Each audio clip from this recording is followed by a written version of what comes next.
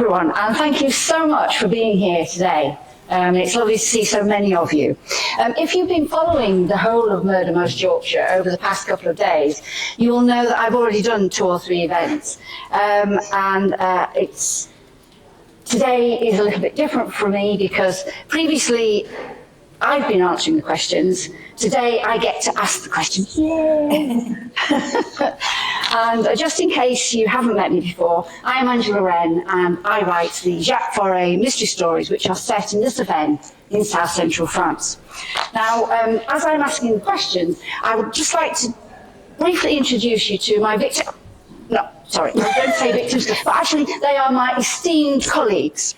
On my far right we have Pat Sutcliffe. Next to Pat, we have Liz Mystery, and next to Liz, we have Chris Speck, and next to me, we have Dawn Treacher. And I will be telling you a little bit more about each of my colleagues as we go through the questions.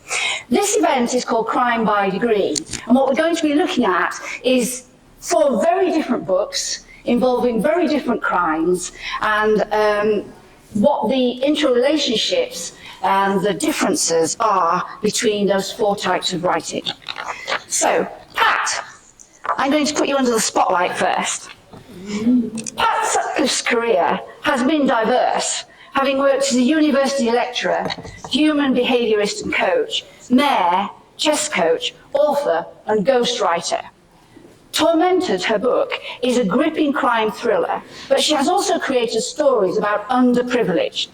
The underprivileged, she's also created biographies of ex-serving police officers and her own autobiography. Her many experiences through life bring realism to her fictional characters and enable the voices of those she represents as a ghostwriter to be fully heard.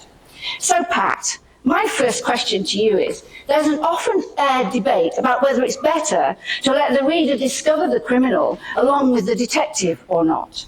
And in Tormented, you've given us the killer right up front by writing your story from multiple points of view. Why did you do that?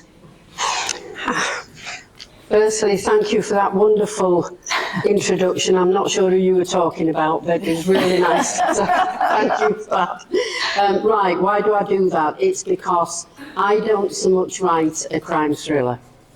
I write about the psychology of interpersonal behaviour, about humanity. So I'm actually writing it from a psychological point of view. So the interest to me is not who the killer is. I'll tell you who the killer is, but why the killer does what she does. So there you see, I've told you it's a woman, a novelty. So why the killer does what she does, and the intricacies between her relationships with varying characters throughout the novel. And at the end, there is a real twist that nobody yet has been able to work out before. And no looking at it either before. And I can honestly say that that twist took me by surprise as well when I read the story. Brilliant. It did me when I wrote it.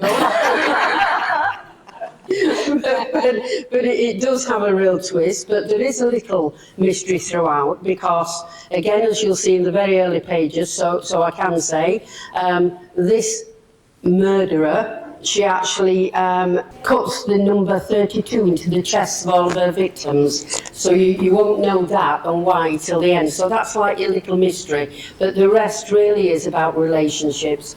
And I choose to do that. As a psychologist, that's what interests me. It's how people interact, how people build up varying roles, and how life's events itself changes the way you interact with people and changes your role, and that's what Tormented is all about, and it does torment you right to the end. Yeah, it does. Thank you, Pat. Moving on, Liz. Liz Mystery, a Scot, moved to West Yorkshire in the late 1980s. Bradford is the setting for her gritty police procedurals, of which she has 2 well-established series. Dubbed the Queen of Northern Noir on Amazon, Liz has a new series of police procedurals set around West Lothian in her native Scotland. She also runs a blog called The Crime Warp, where she indulges her passion for all things about crime fiction. So, Liz, unlike Patricia, in your book, In the Blood Promise, your detectives work through the clues and take the reader with them to the final denouement right at the end of the story. Is that always your preferred strategy? I think it is. I think I generally start with a prologue, which may or may not be written first, but I generally start with a prologue, which highlights an event in the past, and then chapter 1 brings us to the present, and the rest of the chapters are usually sequential, and it's easier for, I don't do a lot of plotting, so it's quite easy for me then to sort of slot the chapters in as I've written the book. Sorry. Shall I just shout? Is that better? Yeah, so it's easier for me to write individual chapters and then sort of plot them together later on like a big jigsaw puzzle, because I don't do a lot of sort of written plotting like some authors do, but I don't. And it just works for me like that. And I think any writer, anybody that wants to do writing, I think what they need to do is they need to work out what works best for them. Because you know, you can ask for advice from other writers, but at the end of the day, it's got to be what works for you. Yeah. So that works for me. I just go ahead, write them, and then slot them all together. Okay, right, thank you. Chris, your turn next. Are you going to risk this? Chris is a writer and musician who plays washboard in the legendary skiffle group Black Cares. He spent his 20s travelling the world, first as a teacher of guitar and then English, before returning home to East Yorkshire. He's the author of the Avenue Cars contemporary series of noir gangland thrillers set in Hull, the thriller North Sea Tale, which is set during the Cod Wars, and the North Burton trilogy, set in the 18th century. So Chris, your story, The Great Frost, is actually set in 1708, to be precise. Life was really difficult back then, and the police force as we now know it didn't exist as such. So it must be quite a challenge writing from that period. So why the historical setting for your crime? Well, it was during COVID that I realised that I read somewhere that the biggest downturn of economy was in 1709. There was a time called the Great Frost when the whole of Europe froze. The seas froze, ships froze in the lakes, and it went on till April. And I just thought, well, why don't I write about my little village, Cherry Burton, and why don't I set it in 1709? And so I did. And it is a very different time to write, and there is no police force. But in 1709, in a little village, everybody knows everybody else. You never see a stranger, and if you do see a stranger, then you're going to have it. So in that way, it was quite easy to write a crime there, because everyone knows everyone. There's no CCTV cameras, there's no email, there's no forensics, there's nothing like that. So you can just get away with murder easily, and nobody knows who's done it. It's easy. I think modern writing has a lot more to contend with. You've got all the police procedure. And what would he call his superior? What kind of shoes would he wear? It's hard. So it's lovely to write in the 18th century, and no one's quite sure if you're right or wrong. Oh, really? There were a couple of things in your story that I did think to myself, 1708? No, that can't be right. But when I looked it up, yeah, it was. Was it about guns, or was it about the technology they had? There was something about guns, but there was also a mention of, was it Mother's Day or something along those lines? Oh, right. And actually, yes, I found a reference. Well, I do have a historian friend who helps me out on it. He would have spotted something like that. Ah, right, yeah. Usually. Yes. It's great. It's those little things like a Mother's Day mention, reference. Yeah. It gives you a start, it hooks people in, doesn't it? That little nugget of information. And then you've gone off and researched it. That's good, interesting. actually, Yeah, and can I just say that Google was extremely useful on that occasion, and I learned a whole stack of other stuff as well, because once you start researching one thing, it leads you to something else. Definitely. Oh, yeah, I made loads of notes. Okay, Dawn. Dawn Treacher is an author, illustrator and artist who has made her name writing children's fantasy adventure fiction. Although her children's books feature fantastical worlds and plenty of beasts and peril, they are also mysteries to be solved. Dawn, who loves to read a good mystery, has now finally turned to the other side of the law for her new series of cosy crime novels, the first of which is Seeds of Murder. Dawn, your story, Seeds of Murder, is very, very much in the cosy crime genre, unlike the other books that we've been hearing about. You've got a retired vicar as the sleuth, and you've got a body that doesn't actually turn up until well into the story. What made you turn to crime for adults? Well, I've always been a writer for many, many years, and so I run writing groups, and I run writing groups to help encourage other people to write, and so I always set prompts. And I kept finding that when I wrote along to these prompts, all my stories seemed to be geared towards death and crime. And so I thought, well, there must be a reason for this. Because I love a mystery. All my children's books are mysteries. They all are a series of breadcrumbs and clues, which I try to encourage my readers to follow. So I thought, well, it can't be that difficult. And I love crime. I read crime all the time. That's a genre I always head for when I go into the library. So why am I not writing crime? So I thought I'd have a go. And so Cedric is my first amateur sleuth. And cosy crime really lends itself to what I was doing because, again, it is a mystery. It's about people, it's about secrets, it's about clues. And I've been writing that all along anyway. Only difference is now I get to kill people, which is a lot more fun. In a kid's book, you can't kill anyone, you can't swear, and you can't break the law. And then in an adult's cosy crime, of course, you can do all three. So I've had a fantastic fun writing it, and I wish I'd started it years ago. Interesting what you've just said about, in children's books you can't kill anybody. I mean, my experience with my 6 nephews when they were growing up was that they loved to be frightened every so often. Okay, they might hide behind the sofa, but they'd come out smiling. So why not? Why can't you kill people in children's books? You can kill the baddie as long as it's not graphically shown. Okay. But you can't kill anything else, and you most definitely can't kill an animal. That's true. Horrible stuff, really. Yeah, exactly. Can't, yeah. And the other thing about children's books is you're very limited. I mean, all my other books are aged 8 to 12, so you're very limited in the vocabulary you can use, the imagery you can use, and children's books are very much about action and dialogue and not much else because kids don't have the perseverance or the attention to expand. So with an adult's book, suddenly I could do all of those things, and that was just wonderful, to be able to describe things. True liberation. Put people actually in the location, whereas kids are more interested in what the characters are going to do rather than where they are or what they're wearing. So, yeah, I had a great deal of fun. Would you ever go into young adult books? Because some of them are quite gritty. I'm thinking of Holly Jackson's, I can't remember, what, A Good Girl's Guide to Murder. Probably not, because I don't feel like I ever was a teenager. I think to write YA you really need to really understand teens, and I think I thought to skip that bit in my children. I never grew up. So the question was about moving into young adult books. So yeah, no, I wouldn't write young adult books, no. But I am moving more towards the gritty now. Having liked crime and liked killing people off, I'm currently writing my first psychological crime thriller. So yeah. Oh wow. Okay.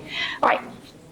I said at the beginning that we got 4 very different books here, and so I've been looking at the similarities and the differences between the 4 very different stories. So a question for Chris and Dawn. You both feature your sleuth in a family relationship. Chris, your Meg has got her mother-in-law, her missing husband, and a boy to take care of, as well as resolving the murders. Dawn, your reluctant sleuth, Cedric, is a retired vicar whose wife is missing and who has to contend with his sometimes bossy daughter, Scarlett. So how do you keep the relationships on the page vibrant and relevant for the reader? Well, I mein, the characters in my book, great novel, The Great Frost, the horrible old woman Nana is actually my mum. She's like a big fat woman with huge legs, doesn't do anything, always barking and shouting at everyone. That's Does your mum know that? Well, interestingly, she read the book and I thought, oh, she's going to be so angry to find herself in it. But just like Nana in the book, she didn't notice. I'm not like that. I wouldn't say that. So yeah, people I know are in my books. Maybe I don't always tell them they're in my books. So I keep it fresh because it's fresh for me. And the family relationships, there are people I know. And in the second book, Richie Ladd, a young Dick Turpin there, he's my son Jay. He's 6'4", 17 years old with a bumfluff moustache. So that's why they're vibrant to me, because they are. They're people that I know in real life. So. And the feedback you get from readers, do they agree with your point of view? Not always, and usually I will never put someone I know in a book if they're in a bad person. Yeah. I'll invent those apart from my mom. But yeah, that's how I keep it fresh, really, because they're real to me. Okay. Dawn. Well, Cozy Crime's slightly different, and Cozy Crime is pretty much all about the people. It's people in a very small, close-knit community.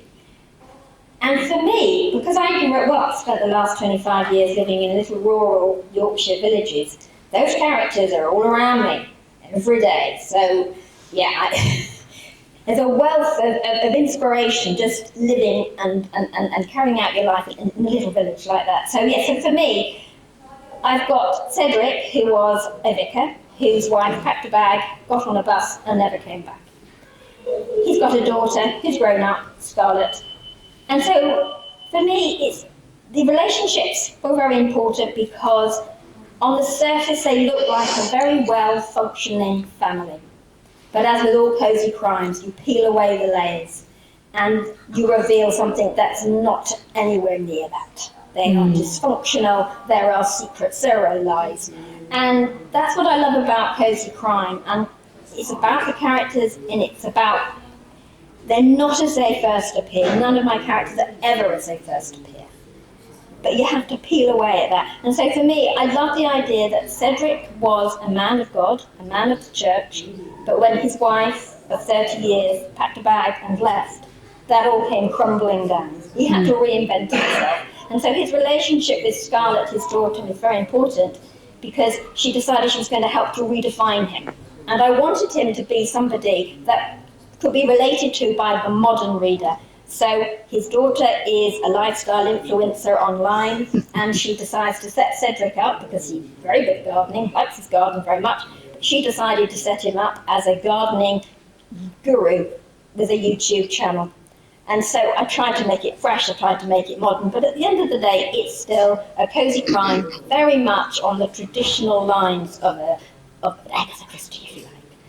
So small community, lots of dead bodies later on, and lots of lies. And talking about those dead bodies, I mean, I did say up front that the dead body kind of comes well into the book.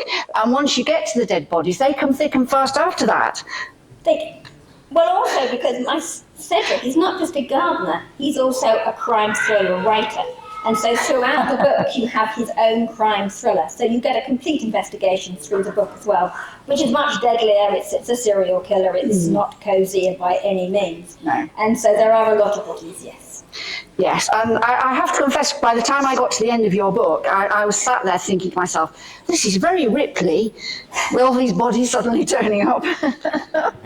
Liz and Patricia. Liz, your detectives, Jasmine Solanke and Annie McQueen, Queenie, are a pair of demoted cops with their own hang-ups who are thrown together on what turns out to be a complex murder case. And Patricia, you have a still grieving for his dead wife ex-reporter Eddie, who works with the police to catch the killer. How do you present those difficult mental issues and keep them sympathetic to the many sufferers who might actually be reading your books? Well, for me, I personally have mental health issues. I suffer from anxiety and depression, and for periods of my life, it has been very debilitating for me, and I struggle with it on a day-to-day basis. I've also taught in Bradford schools, where inner city schools, where I had children disclosing to me. I had children self-harming because of the things that were happening to them at home. So all of these sort of experiences and things you hear on the news and things you read about and talking to other people, all of these things, I think, end up in my writing in some way or another. And the reason I write about mental health issues in my books, it's always a theme in some way in my books, it's because it means so much to me and it needs to be talked about more and more and more. And I don't think it's triggering, although I suppose it could be for some people. But for me personally, as a writer, it's cathartic. But also, I think it's really important that we are discussing these issues. Crime fiction is supposedly the genre that shines a spotlight on things that are happening in society. And at the minute, mental health provision is appalling in this country. And so, yeah, I'm going to keep putting this into my book. And it's not just about my experiences. Each of my detectives have had trauma in their life. And so it's not just about the things that I've actually gone through, it's about imagined things, because at the end of the day, we're creative writers. We don't always write about what we know. We write about empathetically with the human condition in all its forms and the things that are happening to people. And I like exploring all of that. So I think that's why. Pat, Yeah. it's so nice to do these things, the work that you do as well. I think it's because I am a counsellor anyway, and I teach people guided meditation. So I get an awful lot from people who come to me that do have mental issues. And I agree with you totally, Liz. We shouldn't shy away from them. We should talk about them. But if they are done in a correct way and in a realistic way, so that you know what people do go through. So when you're talking about, Angel's father and he's lost his wife, but the way in which he loses his wife is very different from how a normal sequence of events would go if it was just old age, etc., etc. And how that affects a person is really important to get across, because so many people do go through things in life which aren't expected and which don't follow the norm.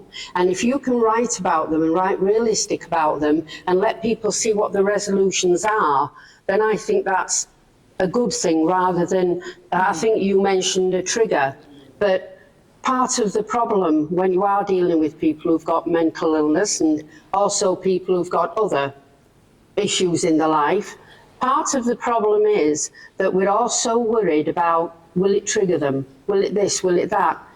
Sometimes you have to be realistic. They need the trigger to go back to where it started and face it, because that's how you actually evolve from that situation. So in my book, in this particular book, not in the other books, in this particular book, that's what I do. You see them evolve through situations they've been through, how it's affected them, and how they then seek resolution from it. And I would never change from including in my books what humanity is, because every single person, I said this the other day, we're all conditioned from being a tiny person. We're conditioned, and we follow what society declares that we should follow.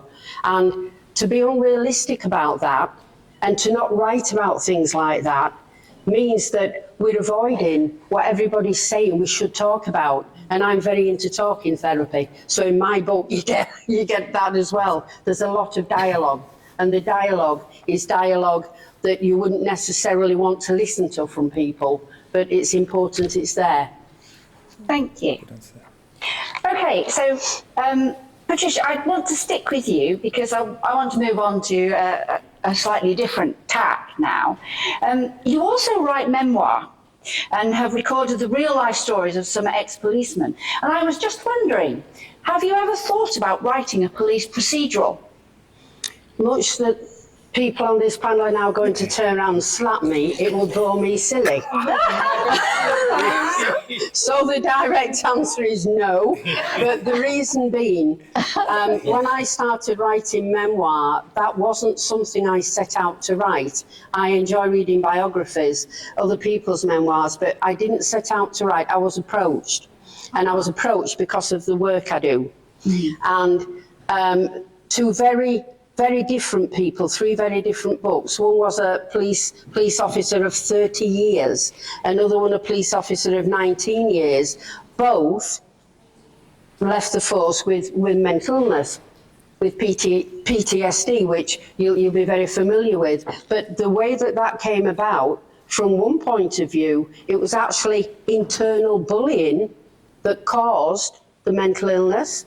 The other one was the sights and the things that he had to cope with. So two very different perspectives, but again, it fitted in with me because I like to write about, as I've said, about humanity itself and the way we're affected by certain things. So when I was approached by these people, quite bluntly, I've equally turned down as many as I've actually written. And that's because if I know that when I'm speaking to them in the initial interview, it's not going to be something that aligns with me, then I'm sorry, I'm not going to write it, because I wouldn't do it full justice. It wouldn't be fair. So I have to make a commitment that I know I can keep to, and that is when I know that that person's gone through things which I can relate to through clients, through a variety of other things. And that's why I chose the ones that I have written. And one of them, and I have to say, one of the people that I wrote the memoir for,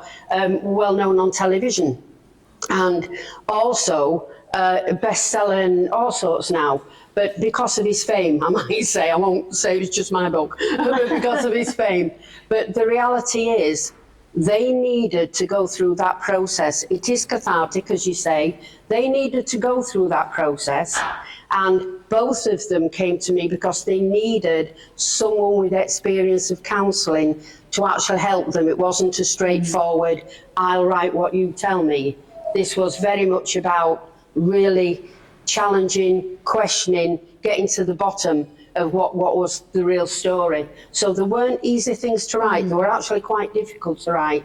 But the difference in the people concerned from the beginning of me meeting them to leaving them, I am proud to say, they'd lightened, they'd removed a lot of baggage, and it was a great privilege to me that they came to me. And that's why we've got the biographies. I didn't choose to write biographies. Okay, thank you, Pat.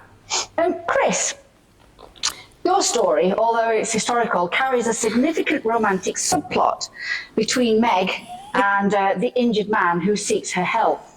And romantic suspense is a form of crime novel. And I was just wondering, have you ever thought about moving on to write in other genres, perhaps romance or a modern romantic suspense? Romance is always part of my books, always. And so, but I don't think I would write just romance. It's another, like a crime in a story. It just gives a little bit more flavour to it. So yeah, I love romance, but I don't think I could be just a romantic novelist. But I do love having it in, and there's never any steamy things in my books, really. I just leave that's to the imagination. The steamy stuff I'm no good at, but the suggestion of it, well, perhaps. And would you like to expand a bit and talk about the relationship between Meg and the guy who seeks her help? So Meg is a very poor girl in a little village in 1709. She's the lowest of the low, and during a storm one night someone knocks at their door, and it's a highwayman. And he's been shot. She knows she shouldn't, but she pulls him into her house and she gets him better. And he spends most of the book, comatose, doesn't he? He doesn't get better until about halfway. Yeah, the first half of the book, he's up in the loft. And they have to hide him, because if anyone finds he's there, then she'll be in trouble. But so yeah, she kind of falls in love with him before she's really even talked to him. I don't know how that happened, but that was quite logical to me. I found that quite logical when I read the story, and I could understand how that could happen. So that came across to me as being very real. Good. And also, the highwayman is my best friend Adam, who plays guitar in the band. Does he know that? So who's the woman then? No, she's made up, really. She's made up because, yeah, it's ugly. But yeah, no, he's the guitarist from our band Black Case. I love the guy. I love the fella. But if things get rough, he's ready he'll knock someone out if he has to. But their relationship is very much a will they, won't they relationship, isn't it? Throughout the whole of the book. Yeah. And you never get the answer to that question until you get to the very end.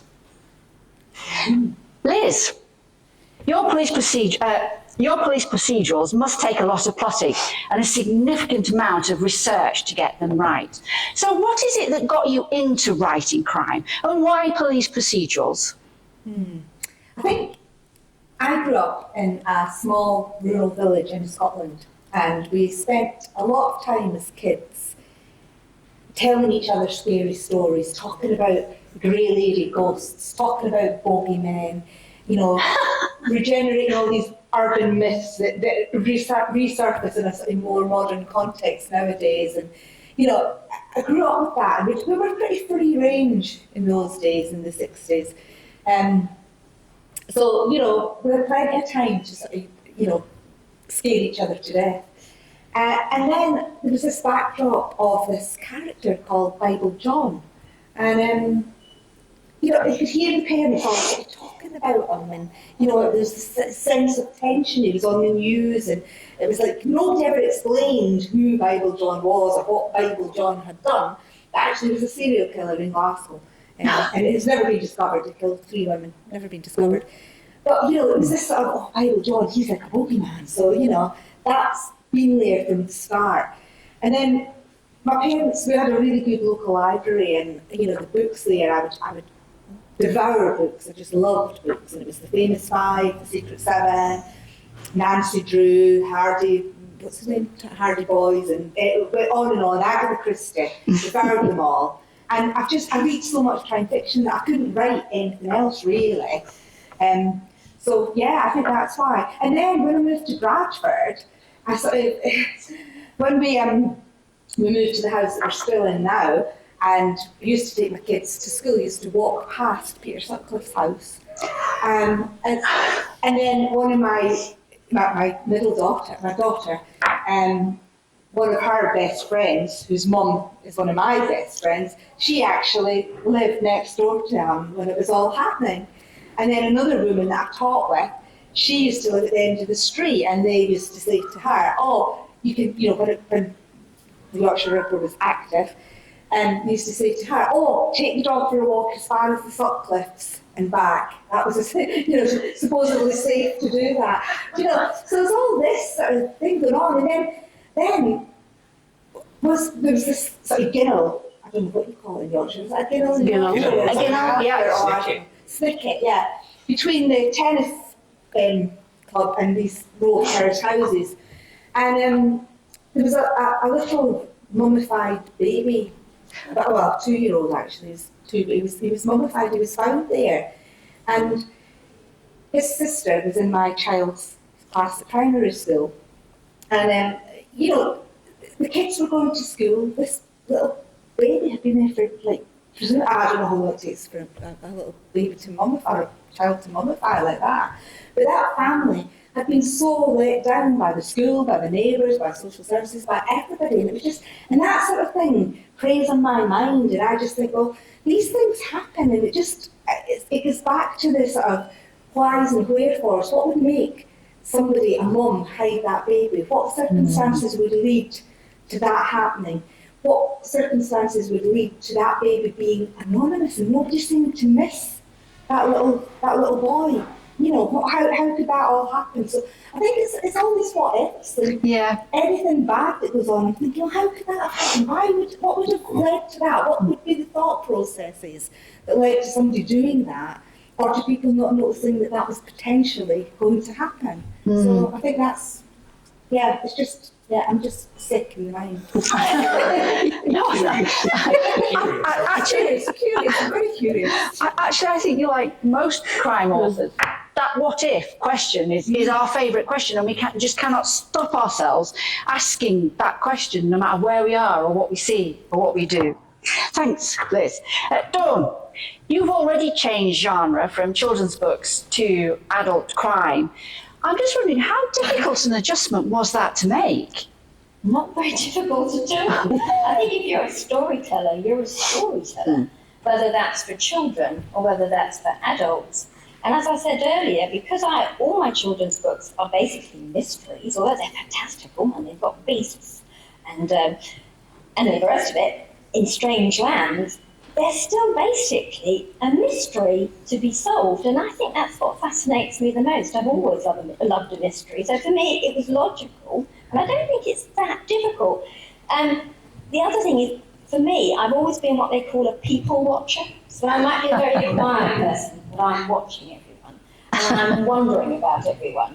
And so that's a really very useful skill if you want to be a writer, because everything is already there. So I'm always wondering what somebody's secrets might be, why they are somewhere, what they're doing, what they used to do, what they might do.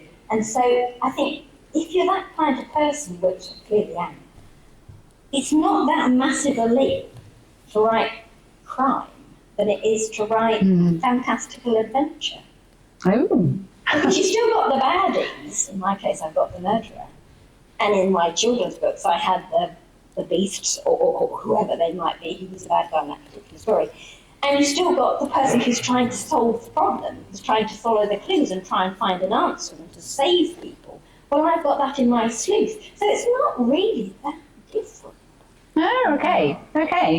But, an audience of children, they can be very picky and ask very peculiar questions at times, which you probably don't get with adults. Well, they're very unconscious. They say what they think, and you've no idea what they're going to do. So do adults. Children are unpredictable, but at the end of the day, I think children like a mystery too, and I think they like danger, and they like threat, and they like peril. And I haven't got that in crime too, so yeah. So I guess we're born with this thing about liking stuff that's not good. Okay, thank you. All right, my final question then, before I throw the panel open to questions from the audience, for all four of you. If you could be a character in someone else's book, who would you be and why? Fight amongst yourselves for who goes first. I would be Gandalf.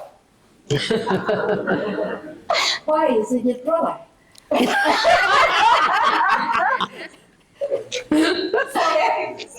don't know, I'm not quite old enough yet, but I'll get there. Look, Gandalf is always put in situations he doesn't really want to have to help everyone, but he ends up doing it. I always find myself in that situation. But yeah, I'd love to be Gandalf. He's a great character. And forced into all sorts of situations. And the hair? The hair, the beard, yeah.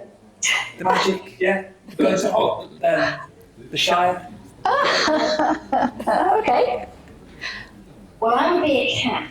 Now, there was a series of books that I absolutely love. They're going back quite far now, but they are cosy crime with cats.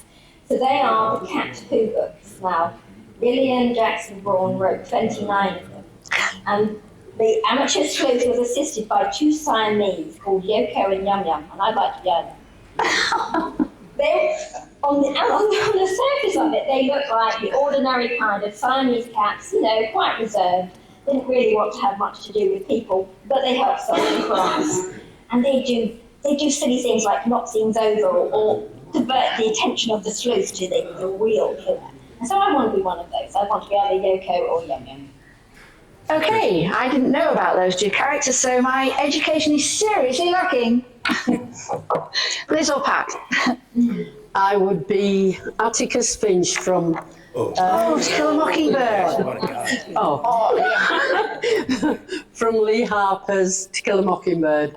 And the reason being, apart from he was an absolutely fantastic solicitor, which nobody recognises in the book, they just see him as the weak character, and then he turns as people do, and we see the transformation. But the reality is, to have a solicitor in the place where I came from is a massive boon. So that's why I choose. That's why I choose Atticus Finch. It'd be much needed. And Gregory Peck played him so well in the film. He did. Yeah. It was excellent. Fabulous portrayal. Liz? Right. Well, obviously, somebody like Wonder Woman. Really, true to type. But in the real world, I think it would have to be, does anybody read Stuart McBride at all? So Stuart McBride's the Scottish Tart Noir author, writes, and he's got a character called Roberta Steele, and she's always like fumbling about, and she's just really crude, and she's really rude, and she's fumbling about, and scratching her crotch, and down her dry, keeps breakfast down her dry, and I think that's more like that for me. Just a minute. No. But I won't do any of these things now. You hope. Can I just say you've surprised me there, Liz? Oh, dear. Okay, thank you. So those are my Oh, questions. so funny. We've exhausted all my questions. So we've got a few minutes for you to ask your own questions. And can I just say, ladies and gentlemen, that I have read all 4 books that we've been talking about, and I've thoroughly enjoyed all of them. So if you want a recommendation, buy all 4. Okay, any questions? We'll pay you later.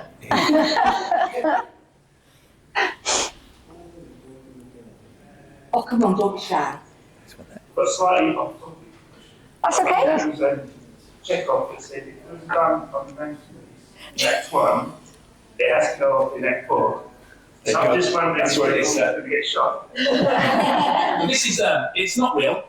Obviously, I'm not bringing this into a library. Or you can carry on the Just street. you watch when you're calling. Yeah, exactly. So this is like, you would spit your bullet in here.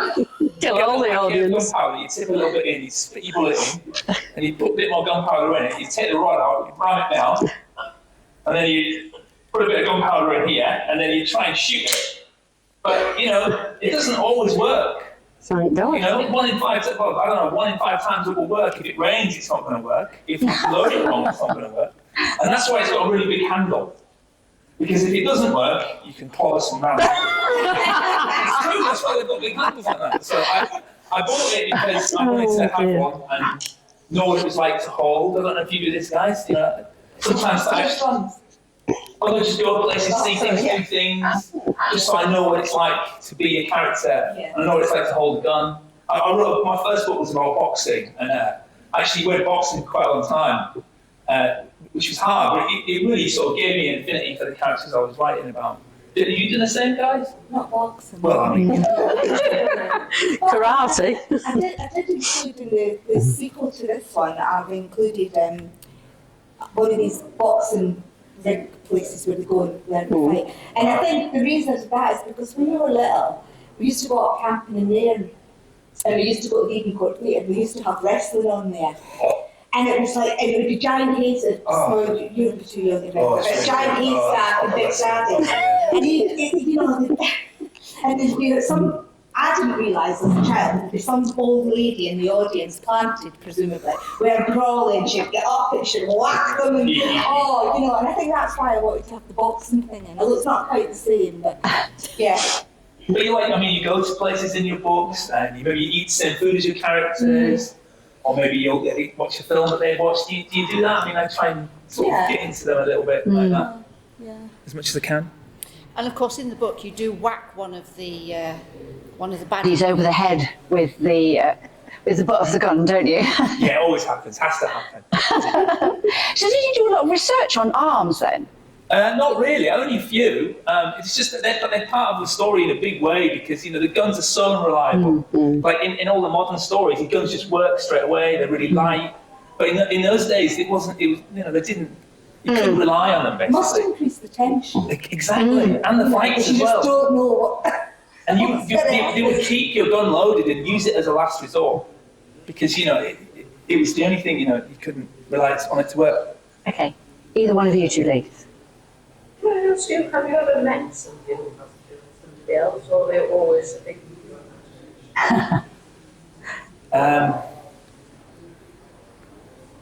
I have, but they're nothing to do with the books I've written, basically. I don't know about you guys. I have. I suppose the older you get, perhaps, you've seen people who've gone through wars and things, but I have, because obviously during writing of the memoirs, then there are instances where they've no option. And people are killed. my uncle got, is it the Purple Heart? Because his he had to kill a lot of people in Burma because he was the last man standing, and he basically, in order to survive, had to kill a lot of people. And I saw how, but I didn't see firsthand, but I've heard, my parents have spoken about it a lot, how it really affected him. I wasn't reading for a long that time. situation. Oh, okay. No, Murderers. Did you know Peter Sutcliffe? no, I wasn't in Bradford at that time. As I say, my friend did. And did she think he presented as perfectly normal? Well, I don't think she thought it was perfectly normal. I don't think they particularly liked him, but she had no idea that it never crossed her mind until it all blew up that it was him. And actually, his wife still is around in the area. She bumped into her. She was talking to her a few weeks ago, and she said, "Oh, I bumped into Sonia the other day on the train or the bus or something." So she still comes to the area, which is a bit surprising. I don't think she lives in the house anymore. She did for a while. So Sorry, I was just going to say, even though I was asked it on Tuesday, I am no relation. Didn't even click. Even if you were, you don't have to like it. But I'm not. No, no. okay, so we still have answers from Dawn and Chris for this lady. About murderers. Yes, have you? I have never met a murderer. No. So They're all definitely in my mind. Yes. Same here, my killers, they're all figments of my imagination. I don't know anybody who's killed anybody else.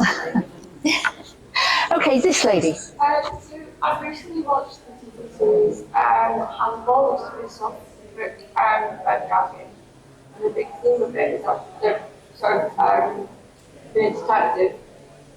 He's able to, he's so empathetic that he's able to like see how the murder was thinking or what their motivations were. And this is like, it's a very uncomfortable experience for him. It's almost like as you are writing or you're thinking about what you're the murderer in your stories, it's not an uncomfortable experience at all. That's a really interesting question because Hang on a second, back. Just in case anybody didn't quite catch that, the young lady is talking about a programme where I presume it's the sleuth, is it? Yeah. Where the sleuth, when he goes to investigate a crime, he sees the crime happening in his mind's eye, and it makes him feel uncomfortable. Pat. Yeah, I was just saying, it's a really interesting, very good question, so thank you for that. Because a lot of writers, and I have to say that because I don't know what the rest do, but as you are writing about a character, I actually visualise it. So when I'm writing about someone, this woman murdering men, I'm actually there murdering them at the same time. So the answer is, you do live it to some extent. You certainly visualise it, otherwise you couldn't get the reality of it. Yeah. I would agree with that. You have to live the characters' lives that you're writing Yeah, about. you do. Which is why you won't find anything particularly nasty in my books, because I don't. Such a clean living. Well, I am. You will find nasty things, but not like gratuitous murders. But yeah, you do have to live it. You do have to be there. Yeah. Definitely. And that's why writing is so good. Yeah. Because you get to be all these different people in different situations. I tend to write, when I'm writing my killers, I generally have chapters from the killer's point of view, and they're usually first person chapters, so it's right in their head. And you will find in all my books that those chapters are usually very, very short, because I think it's important to get into their head so that I as the author, understand their motivation and where they're actually coming from, but it's really an uncomfortable place to be. So it's short chapters, I don't stay with them for very long, and then when I have a short chapter like that, from the serial killer's point of view, I tend to go on and write one of the more, because I have a lot of humour in my books, so I tend to balance it a bit with the humour, because it's the only way I personally can cope with doing it, with writing the darkness. I have to have the darkness and the light, otherwise it just would kill me, I think. think that's probably why I like cozy crime, because cozy crime, yes, there are violent killings, but you don't see them, they're not on the page. There's no graphic detail in a cozy crime. But I'm also another one of those writers, and I think, as someone else was saying, when I write a book, I see it as a film. So I am there, and I write what I see, and what I feel, and what I smell. So yeah, I'm a very visual writer. I see it all. So yeah, I am there. Thank you. Good question. That. Thank you. Do you write? Do you write? I wish I did, but I never finish a story. But you started the story and you got part way through it. Always start and never finish. I didn't Well, that's a finish good my thing. first one until I was 51. So, just don't wait that long, that's all I'm saying. And the fact that you're starting the story is excellent. Yeah, Just keep on absolutely. going. Yeah. Okay, we've probably got time for just one more question. If anyone has a question. Okay. Just acknowledging the wonderful skills of you guys, right? Just talk about the view of television viewers, for example. I mean, is it conflict? Does it have to support the genre? Does it have to be a particular film? Did everybody hear that question? Yeah, okay. I mean, a lot of crime fiction is being televised, like from the book, written as a book first and then televised. Particular favourites of mine, I like the new Karen Perry series, which is the Val McDermott one, which is set up in Scotland. I like that. I've been watching, there's one that's a series that's starting, I think, tomorrow, called, I think it's The Turkish Detective, and I've seen the trailers for it and I'm going to watch that. Barbara and Nigel, not Ella. Yes, yeah, and I've actually met her, she's lovely. So I'm going to watch that and we'll see how it compares to the books. But I like that. I devour anything crime related, whether it's true crime or whether it's crime series. So yeah, I think they all go hand in hand. If you're criminally minded, you're going to watch them. And I constantly watch real life crime.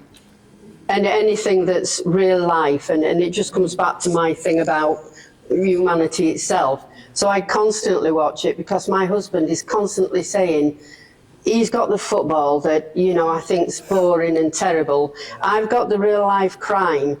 And he'll always say, you're either meditating or you're watching crime. How can you mix them? How do you merge them together?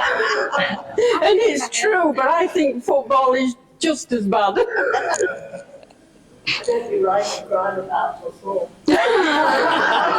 Just might do that.